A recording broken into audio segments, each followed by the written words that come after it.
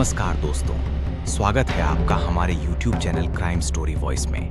यहाँ पर हम रोज नई क्राइम की कहानी को आपके लिए लाते हैं। हमारा लक्ष्य केवल इतना है, क्राइम को जड़ से खत्म करना। इसी कड़ी में हम एक नई घटना को लेकर आए हैं। आप हमारे चैनल क्राइम स्टोरी वॉइस को सब्सक्राइब जरूर करें और हमारे चैनल क्राइम स्टोरी वॉइस परिवार का हिस्सा जरूर बनिए। तो चलिए कहानी शुरू करते हैं। ताजपुर का खूनी राज, पति नहीं किया पत्नी का कत्ल। बिहार के समस्तीपुर जिले का एक छोटा सा गांव हरिपुर भिंडी। चारों तरफ खेत खलियान, संकरी गलियां और लोगों की रोजमर्रा की भागदौड़। यही वो जगह है जहां अगस्त 2025 में एक ऐसी वारदात हुई जिसने पूरे गांव को हिलाकर रख दिया। गांव के एक साधारण से घर में रहती थी रीना। उम्र ज्यादा नहीं थी, लेकिन चेहरे पर संघर्ष और घरेलू जिम्मेदारियों की थकान साफ झलकती थी। उसका पति उदय कुछ सालों से दुबई में नौकरी करता था।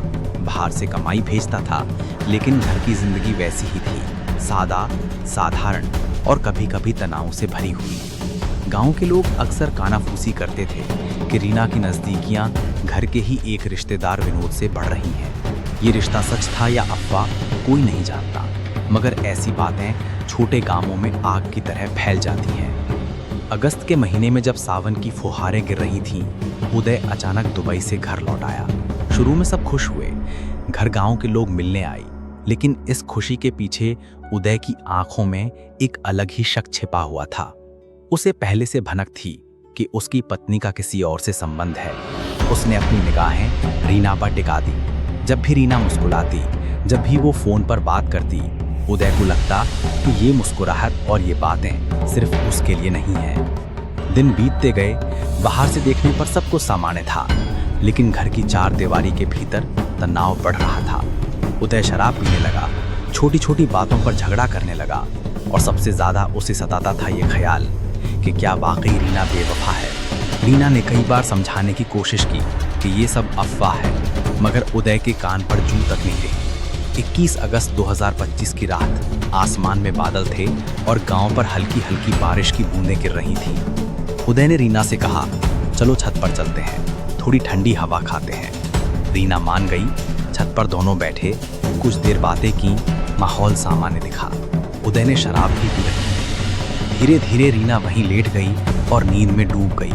और तभी उदय के दिल में उमड़ा शक, गुस्से और नफरत का तूफान। उसने पहले रीना के बालों को सहलाया, फिर जेब से तेज धार वाला चाकू निकाला। कुछ ही पलों में उसकी आंखों में शक ने इंसानियत को मार दिया। उसने सोई हुई रीना का गला रेत दिया। खून की धार छत पर बह चली।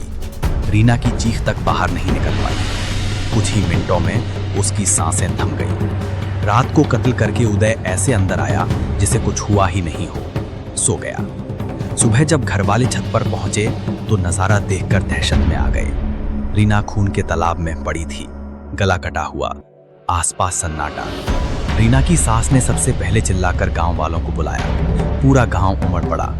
उदय भी भीड़ में शामिल हो गया और बड़ी चालाकी से बोला, ये सब विनोद ने किया है, वही रीना को तंग करता था।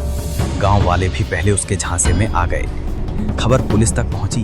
ताजपुर थाना की टीम आई, लेकिन उन्होंने तुरंत उदय को गिरफ्तार नहीं किया, क्योंकि उन्हें गांव के हालात और रीति रिवाज का पता था। अगर 13वीं से पहले गिरफ्तारी होती तो दिक्कतें बढ़ सकती थी। परिवार में झगड़े, दंगे या बवाल हो सकता था। इसलिए पुलिस ने 13वीं के बाद कदम बढ़ाने का फैसला किया। 13वीं का संस्कार खत्म होते ही पुलिस ने अचानक उदय को पकड़ लिया। पहले तो वो इनकार करता रहा, बार बार विनोद का नाम लेता रहा, लेकिन जैसे ही पुलिस ने सख्ती दिखाई, सच बाहर आ गया। उदय ने कबूल कर लिया कि उसने ही अपनी पत्नी का कत्ल किया है।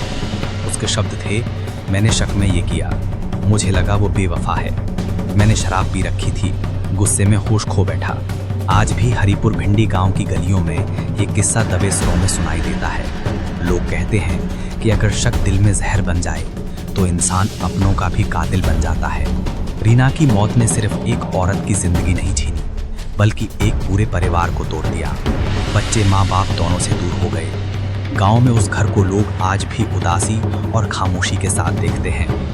ये कहानी हमें बताती है कि शक अगर समझदारी से न संभाला जाए तो सबसे बड़े रिश्ते को भी तबाह कर देता है।